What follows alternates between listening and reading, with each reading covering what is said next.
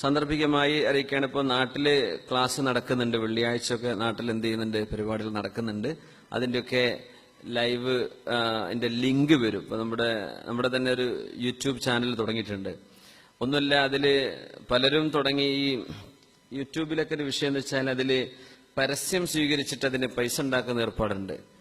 അപ്പൊ അത്തരം വിഷയങ്ങൾ ശ്രദ്ധയിൽപ്പെട്ടപ്പോഴാണ് നമ്മൾ അത് ചെയ്യാൻ പാടില്ല. കാരണം അതില് കാശുണ്ടാക്കാന്ന് വെച്ചാൽ നമ്മളെ വ്യൂവേഴ്സിന്റെ എണ്ണത്തിനനുസരിച്ചൊക്കെ കാശ് കിട്ടും.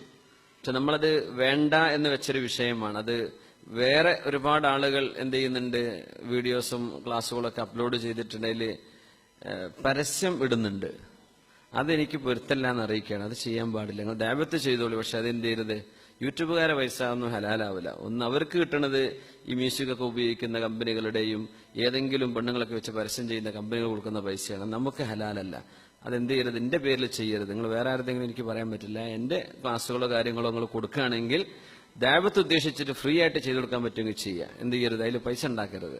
നമ്മൾ ഉണ്ടാക്കണില്ല. നമുക്കങ്ങനെ വേണമെങ്കിൽ ഒരു മാസത്തിൽ 1 ലക്ഷം റുപ്യൊക്കെ ഉണ്ടാക്കാനുള്ള വകുപ്പുണ്ട് അതിൽ. പക്ഷെ വേണ്ട, നമ്മൾ വേണ്ടാന്ന് വെച്ചതാണ്. അങ്ങനെ ആർക്കെങ്കിലും ശ്രദ്ധയിൽപ്പെടുന്ന പക്ഷം നമ്മൾ തന്നെ അത് അപ്ലോഡ് ചെയ്യുന്ന ആളുകളോട് അത് ഉണർത്താറുമുണ്ട്, ഇൻ കേസ് വല്ല മിസ്റ്റേക്കും വരികയാണെങ്കിൽ.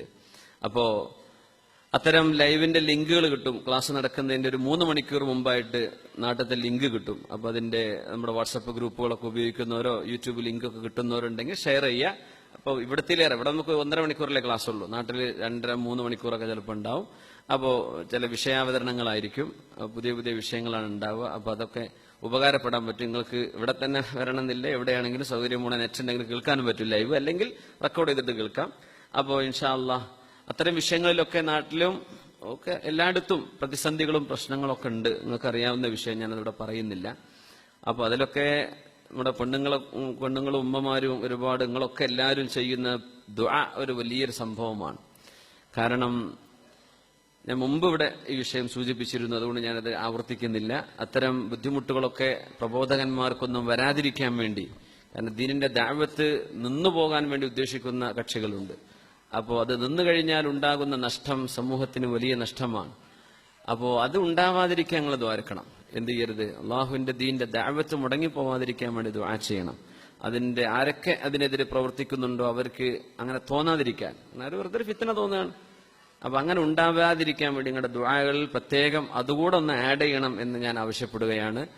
ഒരുപാട് ആളുകൾ ദീന്റെ ദഅവത്തിൽ വ്യാപൃതരാണ്. അവർക്ക് കുട്ടികളും മക്കളും ജോലിയും ടെൻഷനൊക്കെ ഉള്ളവർ തന്നെയാണ്.